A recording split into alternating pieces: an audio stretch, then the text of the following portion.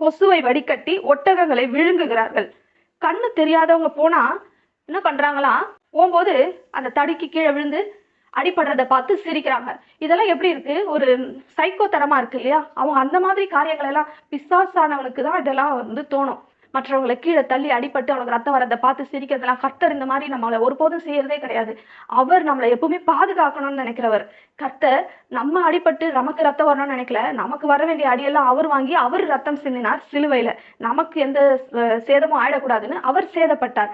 ஆனா இவங்க அந்த எளியவர்களை, குருடனை கீழே விழும்படியாய் ஒரு தடுப்பை போட்டு அவனை கீழே விழ வச்சு அவனுக்கு அடிபட்டு அதை பார்த்து அவனுடைய வழியில இவங்க சந்தோஷம் கொள்கிறார்கள். இந்த மாதிரி தேவையில்லாத காரியங்கள் எல்லாம், கர்த்தருக்கு பிரியமில்லாத காரியங்களை செய்கிறார்கள். இதெல்லாம் செய்யாத உன் தேவனுக்கு பயந்திருப்பாயாக. அப்போ இவங்க இதெல்லாம் செய்யறாங்கன்னு சொன்னா கர்த்தர் மேல இவங்களுக்கு ஒரு பயமே இல்லை. கர்த்தரை குறித்த ஒரு எண்ணம், சரியான எண்ணம் இவர்களுக்கு இல்லை. 15ஆம் வசனம், நியாய விசாரணையில் அநியாயம் செய்யாதிருங்கள், சிறியவனுக்கு முகதாட்சிணியம் செய்யாமலும் பெரியவனுடைய முகத்துக்கு அஞ்சாமலும் நீதியாக பிறனுக்கு நியாயம் தீர்ப்பாயாக. என்ன சொல்றாரு? நியாய விசாரணையில் அநியாயம் செய்யாதிருங்கள். பேருதான் நியாய விசாரணை, ஆனா அங்க உள்ள நடக்கிறது எல்லாமே அநியாயம்தான் இல்லையா? சிறியவனுக்கு முகதாட்சணியம் செய்யாமல் இருங்கள். சிறியவன்னா எளியவன் பாக்குறதுக்கு ரொம்ப பாவமா இருக்கிறான், அவன் மேல ஒரு குற்றம் சொல்லியிருக்காங்க, அவன் மேல குற்றம் சொன்னவன் கொஞ்சம் பெரிய ஆளா இருக்கிறான் அப்படின்னும் போது, இவன் பாவமா இருக்கிறானே, இவன் தான் நல்ல பெரிய பணக்காரனா இருக்கானே, இவன் சமாளிச்சுக்கிட்டோம், இவனுக்கு நம்ம மன்னிப்பு கொடுத்துடலாம் அப்படின்னு சொல்லி மன்னிப்பு கொடுக்க கூடாது. அவன் சிறியவனா இருந்தாலும் தப்பு அவன் பேர்ல இருந்தா கரெக்டா நீதி செய்யணும். எப்படி சொல்றாரு ஆண்டவர்? நியாயம் செய்யறது அவன் உயர்ந்தவனா தாழ்ந்தவனான்னு பார்த்து நீ நியாயம் செய்யக்கூடாது. சிறியவனாவே இருந்தாலும் தப்பு இவன் மேல இருந்தா அவனுக்கு ஏற்றபடிதான் நீ நீதி செய்யணும். தண்டனை அவனுக்கு தான் வரணும். அவன் பெரிய பணக்காரனா இருக்கிறான்றதுக்காகவும் இவன் ஏழையா இருக்கிறான்றதுக்காகவும் உன்னுடைய தண்டனையை மாற்றி கொடுக்க கூடாது. அதே போல சிறியவன் ஒரு பெரியவன் மேல கம்ப்ளைண்ட் கொடுத்தா, சிறியவன்னா வறுமையில இருக்கிறவன், ஒரு பொருளாதாரத்துல தாழ்மையில இருக்கிறவன், பொருளாதாரத்துல உயரத்துல இருக்கிறவன் மேல ஒரு கம்ப்ளைண்ட் கொடுத்தா, ஒரு பிரச்சனைன்னு நியாய விசாரணையில சொன்னா, இவங்க என்ன பண்ணணும்? 2 பேரையும் கூப்பிட்டு வச்சு பேசி யார் மேல தப்பு இருக்கோ அவங்களுக்கு தான் இவங்க சரியான நியாய தீர்ப்பு கொடுக்கணும் இல்லையா? ஆனா இவங்க அந்த மாதிரி செய்யாம, பணக்கார ஆளுங்க இருக்கிறாங்கல்ல, அவங்க என்ன பண்றாங்க? அவங்க மேல தப்பு இருக்கும், அவங்க என்ன பண்ணுவாங்க? இந்தா பணம் கொடுக்குறேன், நான் இவ்வளவு பணம் கொடுக்குறேன், நீ எனக்கு சாதகமா தீர்ப்பு சொல்லு அப்படின்னு சொல்லி அவங்க கிட்ட இருந்து பணம் வாங்கிக்கிறாங்க. பணம் வாங்கி என்னதான் சிறியவன் பக்கம் தீர்ப்பு நியாயம் இருந்தாலுமே அந்த பணத்துக்காகவும் அவன் எங்க இவங்களை எதனா பண்ணிடுவானோ அப்படின்ற பயத்துக்காகவும் பணக்காரனுக்கு சாதகமாக தீர்ப்பு சொல்லுகிறார்கள். இப்படி முகதாட்சணியம் செய்யாமல் இருங்கள். அவன் பெரியவன், இவன் சின்னவன், இவன் இப்படி, அவன் அப்படி, அவன் பணம் தரேன்னு சொன்னா, இவன் இது தரேன்னு சொன்னா அப்படின்னு சொல்லி அதற்கெல்லாம் இணங்காம, நீங்க ஒரு இடத்துல இருக்கிறீங்க, நியாய தீர்ப்பு கொடுக்குற இடத்துல இருக்கிறீங்க அப்படின்னு சொன்னா சரியான விதத்துல 2 பேரையும் உட்கார வச்சு விசாரித்து அவர்களுக்கு நியாய தீர்ப்பு கொடுக்கணும்.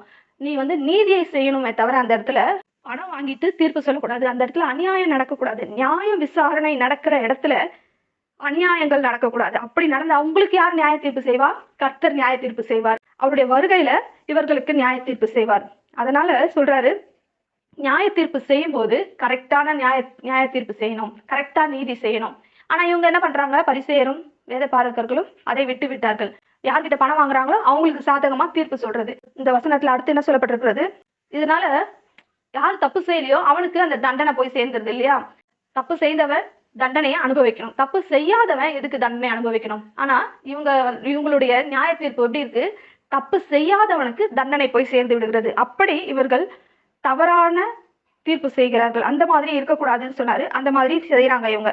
நீதி எந்த பக்கம் இருக்குதோ அவங்களுக்கு நியாயம் செய்ய வேண்டும் என்று கர்த்தர் கூறுகிறார். 16ஆம் வசனம், உன் ஜனங்களுக்குள்ளே அங்கும் இங்கும் கோல் சொல்லி திரியாயாக, பிறனுடைய இரத்த பழிக்கு உட்பட வேண்டாம்.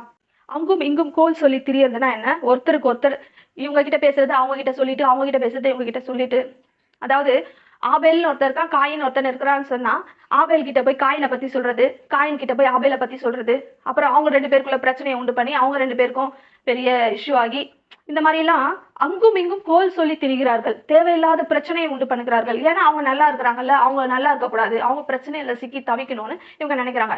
இதெல்லாம் கர்த்தருடைய காரியமா? இல்ல, இதெல்லாம் பிசாசானவனின் காரியம். யாருன்னா ஒருத்தவங்க நல்லா இருந்தா அவனுக்கு பொறுக்காது, அவங்களை எப்படியாவது முட்டிக்க வச்சு அவங்களை பிரச்சனைக்குள்ளாக தள்ளணும்னு அவன் பார்ப்பான். அது போலதான் இந்த பரிசேயர்களும் வேத பாரகர்களும் இருக்கிறார்கள்.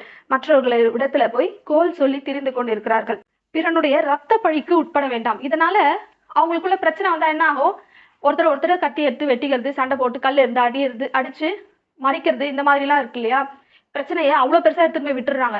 அவங்களுடைய ரத்த பழிக்கு நீ ஆளாக வேண்டாம். இந்த மாதிரி கோல் சொல்லி திரிந்து கொண்டு இருப்பதனால அவங்களுடைய ரத்த பழிக்கு நீ ஆளாவ, அந்த மாதிரி ரத்த பழிக்கு நீ ஆளாவாம இருக்கணும் அப்படின்னு சொல்றாங்க. ஆனா இதையும் அவங்க செய்து கொண்டுதான் இருக்கிறார்கள். இதெல்லாம் என்ன? Waste, time waste. நம்ம மற்றவங்களை எப்படி பழி வாங்குறதுன்னு சொல்லி யோசிச்சு நம்ம டைமை தான் வேஸ்ட் பண்ணிட்டு இருக்கோம். நம்ம இருதயத்தை அழுக்காக்கி கொண்டிருக்கிறோம். நம்ம இருதயத்துல விஷத்தை ஊற்றி கொண்டிருக்கிறோம். நம்ம இருதயம் தவறான காரியங்களை, கொடூரமான காரியங்களை சிந்தித்துக் கொண்டிருக்கிறது. மற்றவங்க நம்மளுக்கு விரோதமா வந்தா அவங்கள அப்படியே விட்டுட்டு கர்த்தர் அவர்களை பார்த்துக் கொள்வாருன்னு சொல்லி நீ வந்து உன் வேலையை பார்க்கணுமே தவிர, இந்த மாதிரி யோசிச்சு யோசிச்சு அவனை எப்படி பழி வாங்கலாம்னு யோசிச்சுட்டு இருந்தா உன்னுடைய வாழ்க்கை கெட்டு போய்விடும். ஆனா இவங்க அப்படிதான் யோசிக்கிறாங்க. என்ன பண்றாங்க? பழிக்கு பழி எப்படி வாங்கலாம்னு யோசிச்சுட்டு இருக்காங்க. அதுக்கப்புறம் பொறாமை கொள்ளுகிறார்கள். மற்றவர்களை பார்த்து, மற்றவங்க இவன் நல்லா வாழுறானே, இவன் வீடு கட்டியிருக்கிறானே, இவன் இவ்வளவு வசதியா இருக்கிறானே, இவன் இவ்வளவு பணம் சம்பாதிக்கிறானேன்னு சொல்லி மற்றவர்களை பார்த்து பொறாமை கொள்ளுகிறார்கள். மற்றவர்களை பார்த்து நீ பொறாமை கொள்ளாதே, உனக்கு என்ன தேவையோ அது உனக்கு வந்து சேரும் அப்படின்னு சொல்லி கர்த்தர் சொல்றாரு. ஏன்னா நீ கர்த்தரிடத்துல சேர சேர கர்த்தர் உனக்கு வைத்திருக்கிற ஆசீர்வாதங்களை உனக்கு கொடுப்பார்.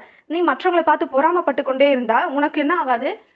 உனக்கு வர வேண்டிய ஆசீர்வாதம் வராது. நீ எவ்வளவுக்கு எவ்வளவு கர்த்தரை தேடுறியோ, எந்த அளவுக்கு கர்த்தர் மேல நம்பிக்கை வைக்கிறியோ, எந்த அளவுக்கு கர்த்தருடைய வார்த்தையை பேசுறியோ, அப்போதான் கர்த்தருடைய ஆசீர்வாதம் உனக்கு வருமே தவிர, மற்றவர்களை பார்த்து பொறாமைப்பட்டு கொண்டு இருக்கும் போது நமக்கு அந்த ஆசீர்வாதம் வந்து கிடைக்க போவதே இல்லை. நமக்கு என்ன ஆசீர்வாதம் வைக்கப்பட்டிருக்கிறதுன்னு நமக்கு தெரியாமலே போயிடும். அதனால மற்றவர்களை பார்த்து பொறாமை கொள்ளக்கூடாது. இவங்க என்ன பண்றாங்க? மற்றவங்களை எப்படி பழி வாங்கலாம், மற்றவங்களை பொறாமை கொள்றது, இதெல்லாம் செய்யறாங்க. இதெல்லாம் எதுல வருது? இதெல்லாம் நம்ம ஒருத்தவங்களை அன்பு கூறும் போது இப்படியெல்லாம் நம்ம செய்ய மாட்டோம். உன்னில் நீ அன்பு கூறுவது போல, உன்னை நீ எப்படி நேசிக்கிறியோ, உன்கிட்ட நீ திருடணும்னு நீ நினைக்க மாட்ட, உன்னையே நீ வஞ்சிக்கணும்னு நினைக்க மாட்ட, உன்னையே நீ கொல்லணும்னு நினைக்க மாட்ட, உன்னுடைய சரீரத்தை நீ வந்து கீறி கொள்ளணும், உன்னுடைய சரீரத்துக்கு வலி ஏற்படுத்தணும்னு நீ நினைக்க மாட்ட.